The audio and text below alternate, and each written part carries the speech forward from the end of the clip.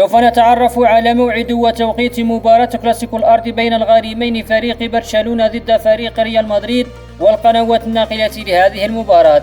إذا كنت مهتما تابع الفيديو ولا تنسى الاشتراك في القناة وتفعيل زر الجرس ليصلك كل ما هو جديد وحصري.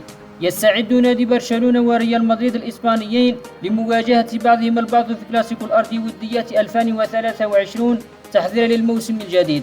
ويستضيف هذه المباراة ملعب دالاس كابوس في الولايات المتحدة الأمريكية، وقد طلبت كل من إدارة الفريقين ريال مدريد وبرشلونة مواجهة بعضهم البعض لتجربة الفريقين من صفقات جديدة للموسم الجديد 2023-2024.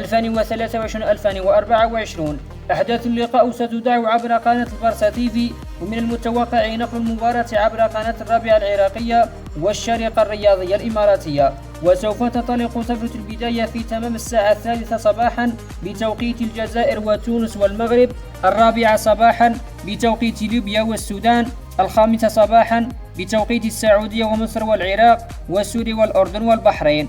والمباراة سوف تكون يوم السبت 29 يوليو 2023. نتمنى لكم مشاهدة ممتعة للمباراة. شكرا لحسن استماعكم، ونرجو منكم إعطانا توقعات للمباراة بين الغريمين برشلونة وريال مدريد، وذلك في خانة التعليقات أسفل الفيديو.